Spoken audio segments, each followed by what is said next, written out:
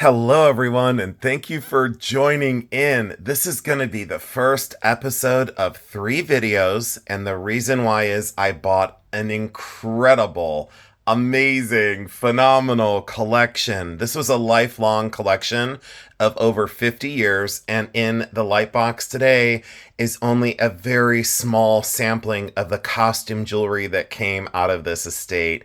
You will not believe some of these pieces, and some of the values are gonna knock you out of your seat. Trust me on that one. What I do want to show you before I forget, and before I begin, is some of the gold pieces that came out of this as well. I'm actively still sorting the gold items. There are a ton of gold items, so I have to do a separate video on some of the gold. And look at this unmarked 14 karat white gold ring. Incredible, incredible stuff in this collection, and a massive 14 karat gold brooch. So stay tuned for that video coming up very, very soon. And also, if you love sterling silver, and if you love antique Victorian, and if you love more antique Victorian that's sterling silver, please come over to those 2 separate videos that will be recorded, and I hope to be able to air them very soon. I've been incredibly busy, as all of you know, with the sales, and also I am doing 2 local shows, so I appreciate your kindness and understanding that creating content right now has been quite a challenge. So when I get these pieces home, it does take an awful lot of time to inventory them. Let's get right into this video and start with one of the best. This has been shown in a video before, and what had happened was the family had decided that they wanted to sell the collection in kind of installments. They were still going through actively what they wanted to keep and what they wanted to sell. And I offered consignment because I said maybe a consignment would be the best way to go, or I could catalog them in a national auction, or I could just purchase them direct. So after a whole bunch of deliberation, the family did decide to sell me the collection in its entirety, from the costume jewelry to Bakelite to gold and silver. And as you all know, I buy every day of the week. This has been nonstop for 31 years. And when I say I'm a full-time reseller, it's truth in advertising. There is the SCHREINER of New York hallmark. So always look for SCHREINER of New York. I have actually dealt in SCHREINER since the late 1990s. The prices have always been very, very high because SCHREINER was all hand constructed and beautifully designed, much like this brooch. Look at the dimension of this piece, and that all the stones are prong set. Most of the time, the stones are invert set, meaning, do you see how that stone is flipped upside down? And the point of the stone is facing up towards the viewer. That was SCHREINER all through and through. You will find that in some Austrian pieces that are not SCHREINER, but not all SCHREINER jewelry is marked. The more runway pieces and the one-of-a-kind creations are not signed, but look at the construction and see that 2-part construction down in here with that folded over wire. That's a very strong indicator of SCHREINER, even if it's not marked. Also, most of the time, open back stones. See how that's open back here to let the light through. Also, SCHREINER love to make their pieces wearable in 2 different directions. This is not only a brooch, but it's also a pendant. So welcome to the wonderful world of SCHREINER. Would you like to see one that's not signed? Oh, value. So on something like this, because the size and scale, these used to sell between $600 and $800, and now they're up to currently between $1,000 and $1,500. Sometimes they go for several $1,000s. So many thousands, actually. So just be careful on SCHREINER of New York. Boy, oh boy, are they very sought after, and you can see why in the quality. Let me return that there. And I forgot to welcome all of you in. I always get so excited just to get started, and I, again, don't have a ton of time today. Let me wipe that rhinestone off just to get the fingerprint off of there. And this one is unsigned SCHREINER. This is not signed, and this is clearly SCHREINER. See the 2-part construction of that top medallion that's wired onto these 2 jump rings? And you can tell that the stones are completely hand set. And also check out the way the outside stones are set with the point up. See how they're invert set? There's no foil on the back, and they're flipped upside down in their mountings where the point of the pear shape is facing up towards the viewer. Absolutely Schreiner. Another telltale sign of Schreiner that's not signed is when you see this style of clip back on the earring. A lot of times it'll be a little bit more streamline. It'll be a little bit more of like a lollipop shape, like a stick, and then there is a hole, but that is definitely, once you see that kind of hole there, see, there we go. This one has been replaced. There is the original. That's what I was looking for. And once you see that, you'll never forget it. That is a telltale finding of Schreiner of New York. That one had been replaced. So again, what if both of them were replaced? A dealer and a collector, much like myself, would know by the brooch and by the unusual color combination. Do you see how unusual those colors are together? Bronze Austrian crystal with these flaming orange upside down peridot, and then those amazing, they almost look like quartz crystal, but they're not. Look at the little facets from behind. Did you see that little twinkle right there? Sure sign of quality that these stones are actually finished from behind. Look at those little cut facets from behind. Just another layer of quality. And did you notice that that would match any outfit it goes on? Schreiner was very conscious of fashion and the outfits that these went on. Unsigned in this color combination and that unusual, such sets start at $1,200 and elevate very, very quickly. So unsigned. So if you went to a yard sale or a thrift store, how many times would that set now be $35, $45, or $55? That happens almost every day across the United States. So always be mindful of anything that's unusual, anything that's completely well made. Do you see the prongs? Do you see how everything is set and everything is very flush and level? Also that wire construction. See how they had to solder those wires in place? That's completely hand constructed. Every mounting, every stone hand set. Can you imagine? Every mounting hand created, every stone prong set. Incredible, incredible, and wonderful. Joseph of Hollywood. There are another, I think there's around 41 or 42 pieces of Joseph of Hollywood in the collection. Many are earrings, and many are pearl station necklaces. This one's probably from the late 1980s, is my guess. Very cool with that double dog design with that articulating leash. I would say value on this one, if you get a dog collector that falls in love and that tugs at their heartstrings, you're into $200 to $250 very easily. But see how Joseph of Hollywood is crafted so beautifully, and that is the Joseph mark right there. Please look out for Joseph. Always sells for big money. A Coro duet. So anytime you see the Coro duets, they're still selling incredibly well. They've ebbed and flowed over the last 30 years of what I've seen in this business. There's the Coro duet mark. There's the inventory or the patent number. I'm sorry about that. That's the patent number. I was looking at Cartier yesterday and they all had inventory numbers on them. So this is the fur clip mechanism that opens, and you can wear this as one brooch or as two separate fur clips. And those do come off of there, and they could be worn separately. The value on that one, because the enameling is so good, I would say $255 to $275. Sometimes they're down to between $175 and $195, and that's a very current value. Bakelite pieces that were in the collection. I love the simplicity of this little heart. There are 4 of these in the collection, and they're all different colors, but the faceting is all the same. And do you see why Bakelite is so wonderful? An artist had to actually put these facets on by hand, and then put the pin mechanism on. And then here's the large version. And you know, I already have this brooch. You know, in my collection, I already own this brooch. And now I have another one. Look at the way this is constructed. Look how giant that is. How can you have a bad day when you have that pinned on your chest? And we all have bad days. Boy, I had one last week. You know, and it's like the bad days stick with us for a while, but then all of a sudden, you know, something happens. A person comes along, an animal comes along. You find something wonderful, you see a friend that you haven't seen for a long time. Something changes that mood or that day. And I'm just so grateful that I have the opportunity to spend time with all of you because you do lift me up. It does feel right to be doing these videos. And thanks so much for being here. Kenneth J. Lane earrings. These were in a video when I compared costume jewelry versus real jewelry. And these are the Kenneth J. Lane earrings. Look at the construction. And these are very early for Kenneth J. Lane, late 60s, early 70s, because of that K period, J period, L period. Please look for Kenneth J. Lane.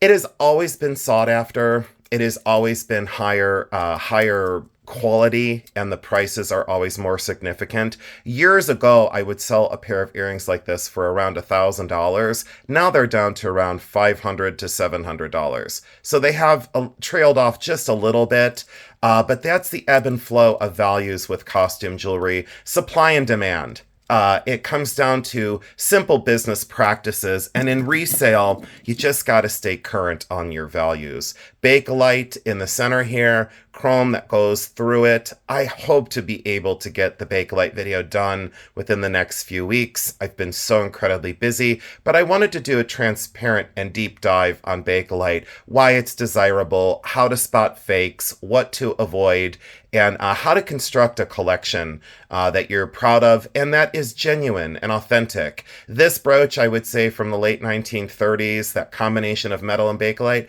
you're probably around between $65 and $85. Very, very interesting construction. Almost reminds you of Jacob Bangle. Almost, but not quite. This is poured glass. I'd featured this in a video before, but why I wanted to show this is because I got the opportunity to get the matching earrings and necklace. So the earrings are off camera, but the necklace is right to my left-hand side. So I'll bring that in just a moment. There's the Hattie Carnegie mark. Please look for that. Also, as you know, in my previous videos that I've covered over the last year and a half, you know that a lot of costume jewelry the value is not based on a signature. So don't fall for that either. There's so many pieces that are unsigned that are worth 3 or 4 times what the signed pieces are actually worth. And I can help you identify some of those. Maybe over the winter, I'll settle in on a costume jewelry video and help you identify some of the pieces that sell for thousands of dollars that are not signed. As poured glass, even with that little bit of corrosion on the gold plating, that's very easy to clean. I would say on that because it looks like ruby, emerald, and diamond. I would say on that one because the size between $275 and $325. It might go for a little bit less. It might go for a little bit more. But again, I've been at this game of resale for 30 years, so you can trust me. Never gonna lie to you on the channel. And here is the poured glass necklace. Aren't these colors just magnificent? Look at that, almost like aqua blue and peridot green in the same poured glass. And technically poured glass is fused glass into the metal frame. So that is hot molten glass that then is physically poured or formed into that mounting. It's not like a cabochon, like a stone. I don't have a cabochon on oh, here, I'll just get one. Look at me go. So it's not like the stone, a cabochon that then is set in a bezel. All right, that is a bezel, but those stones, look how close they are. So please don't be confused when you see a cabochon glass stone set in metal, because it's not. Look how the glass goes all the way down to the back and is flush across that surface, and you can see that little dollop of glass overlap. So if that was a stone, it wouldn't go through the back of the mounting like poured glass does. But you can see that that glass, molten glass, was physically poured or fused into that mounting. A big difference between just cabochon glass in bezel settings. So I hope I clarified that, because most of you have asked for a little bit of a deeper dive on poured glass. And this is Hattie Carnegie. Most of the times, it is Gripois glass for Coco Chanel. Most of the time, poured glass, in fact, is. And I would say a strong, I would say 85 or 90% of poured glass jewelry is, in fact, Chanel. Look at the way that that is constructed. Hattie Carnegie, again, I would say because of the color variance and the condition is magnificent. On a necklace like this, it's between $1,200 and $1,500. And that is the going rate for such a piece. And you would think that's an awful lot of money for brass and rhinestone and glass, but it's about the design and the craft of this piece. It's made to look like fine jewelry. It's made to mimic fine jewelry. And think about the labor of love that goes into creating such a piece. Can you imagine the amount of man hours it would take to construct this and make sure that this looked as beautiful and elegant as it does? That's why costume jewelry transcends, the materials transcend into a greater value. Covered that before. Miriam Haskell. And what had happened was I only found the brooch in the collection, and then look, I found the earrings, but there's the original brooch that I had, and I found the earrings to it in the collection. That is, in fact, Miriam Haskell. We can go a little bit into the signature of Miriam Haskell. This is supposedly the earlier mark, circa dating around 1940, that arc style. Later Haskell is an applied oval, but that is supposedly one of the earlier marks of Miriam Haskell in that arc. I think that's widely accepted in the costume jewelry world. And look at the way the stones, those glass crystals and glass stones are set, and each little faux pearl is prong set.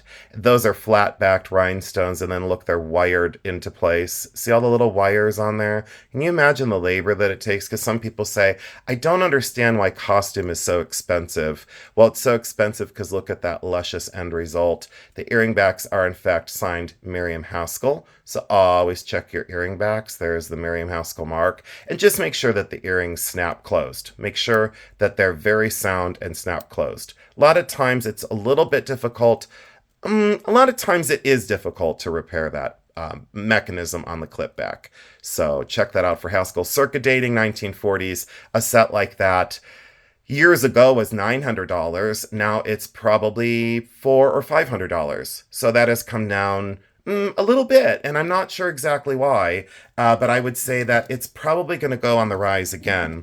Coro and such designers, I could definitely get into a whole video on Coro. This is widely known as the No Mask. NOH, the No Mask. This is definitely Coro. It is not signed, but likely the plastic could be marked. It could be marked right underneath there that it is Coro, in fact. Again, something that used to be worth, this brooch would be worth between $165 and $175. Now it's down to like $85, $95. So it has started to slip a little bit. Let's see what this Haskell signed. There we go. There's the slightly later Miriam Haskell oval that I was looking for earlier. And look at that for Miriam Haskell. What on God's green earth. I know all of you know her for her faux pearls and her beautiful faux pearls at that. Big Baroque pearl necklaces or tiny little seed pearls that are wired on. I have to tell you, I thought about this the other day. I have literally sold, I would say, between 400 and 450 pieces of vintage Miriam Haskell over the last 30 years in the career of resale. I've sold double that amount of Weiss and Kramer, and I've sold 3 times that amount in Trifari. So, and years ago, I had a beautiful SCHREINER ruffle brooch, and I sold that many, many years ago. And it's like one of those things that I look back and go, gosh, I would have kept that. I should have kept that for a while. Back then I sold it for $800, and now painfully it goes for over like $4,000 for the one that I had. So, a lot of times the ebb and flow of value, it's just supply and demand, or what's in fashion, or what's in vogue, or who's wearing what, and then that elevates or decreases the values. So just stay current on that and do your own research. Don't listen to a certain thing. Follow your intuition as well, because I had never made mistakes when I listened to my inner voice. This is incredible. See how these are wired on, and all these little rhinestones that are prong set are wired onto those flowers. See all the little wires that this is all completely hand constructed for Miriam Haskell. I get lost in this. The labor of love, the craft, the design, the dimension, the colors, the composition. I could go on and on and on about why I had always loved these pieces. And interestingly enough, someone said to me, how could you sell this? How could you live without this? And I'd say, well, I leave it with me for a month or 2 months, and then I take from this. I take a mental photograph of the color combination, of the color story, of the way it's constructed, of the balance, of the composition, and then I commit that to like my artistic database, and then I'm okay to let it go. Once I have that information, I don't need the physical piece. It's just something that's always been that way for me in resale, because they're like, how could you sell something so beautiful? And how could you live without that? And I say, well, you should see my collection. So this one, I would say value now, because of the saturated color and how unusual it is, the size of it, the age, the condition, all the stones are there. I'm going to say 285 to 285 to 325, and that's a range. That I'm just giving you a range. And some people could give the pre-auction estimate of 100 to 200. There would be no way that this would not sell for under 150. It just is not going to happen, and I don't think like now or ever, but you never know what the future holds. This is Austrian glass. Down in the comments section, if you would like to see my collection of Austrian glass fruit pins, please let me know. Austria, rollover intact. A lot of times this is missing. And those are very unusual slag glass cherries. And look at the frosted leaves and that simple rhinestone. These are very cool. Circa dating on these is 1950. I would say in its current condition, 85 to 95.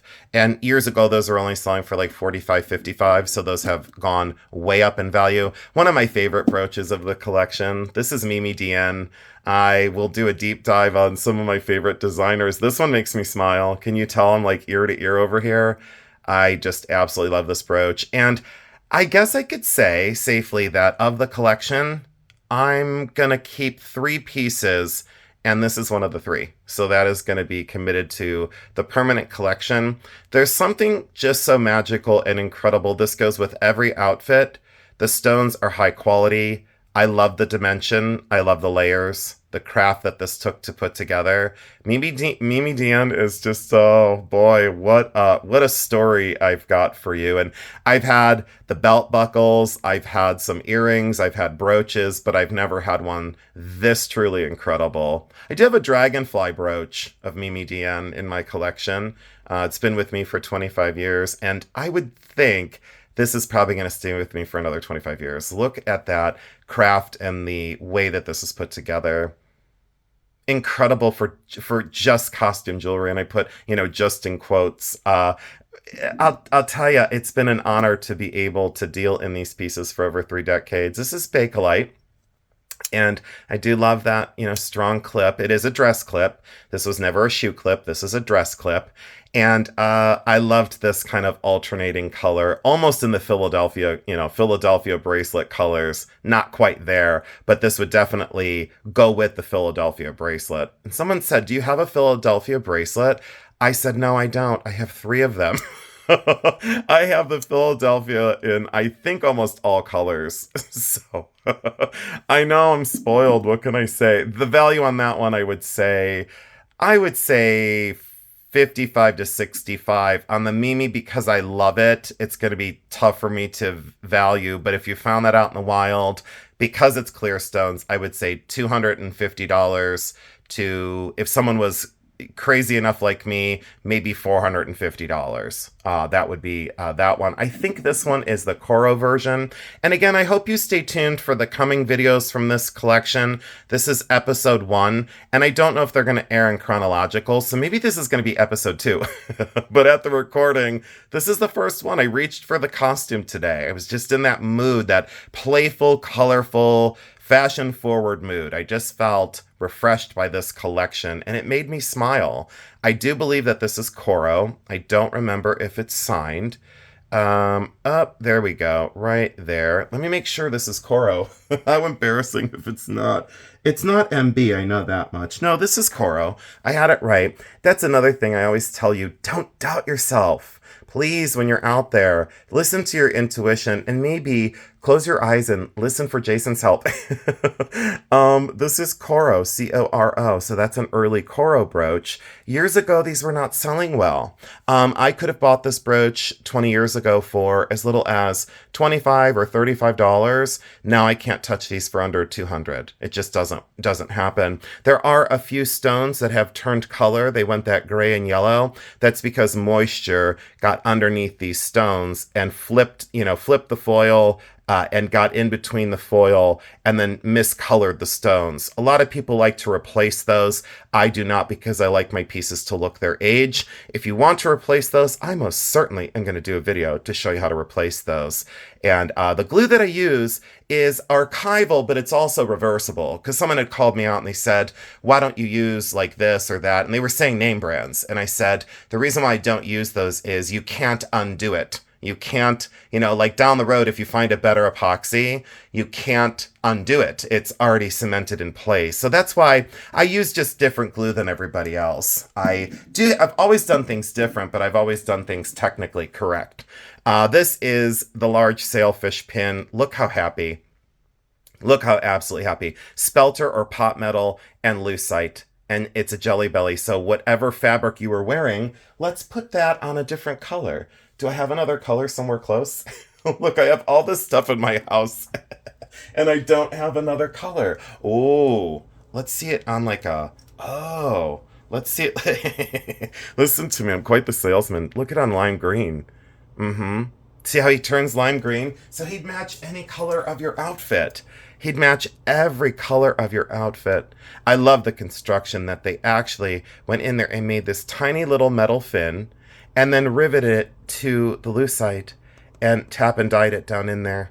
And check that out. Look how they even went all the way through. Look at the screw there to make sure that this stays together. Is that not one of the coolest? And the labor that went into this. And look how gigantic. And for Spelter, you would expect the tail to be broken, this top fin to be broken, or this extended long sword off this. This sailfish and swordfish, I just absolutely love it. I don't know what else to say. Vintage on this one, probably circa 1950. I would say value on that one because the size and scale. If you went to a retail show now, you're not going to get it for under $200. I would say more like $265, $275. And again, my prices are based on real. My prices are based on authentic selling prices. I don't want to do the cha-ching thing and point at the screen and go, I found this on eBay and it sold for cha-ching, and I found this on eBay and it sold for cha-ching. It's just not my speed. It's not my style. It's not what I do. It's not my jam. It's not how I got to be in the business for 30 years. Art Deco chain, Art Deco Bakelite drop. I've shown this in a video before, but I had to bring that back on, and there is a matching bracelet to this, but I don't have it out on my desk. I think that concludes today's video. Look how easy that was. 27 minutes, that's it. It felt like 15. So I hope this helped you out. I hoped going over some of the values and desirability helped you out. I got to get the light box cleaned out because I am headed back into the studio to create some magnificent pieces today. I want to thank you for your time and attention. I want to thank you for your kindness. I want to thank you for putting sun in my life when it's rain and gray and drizzly and, sad. So thank you for being my sunshine. I love you because I do.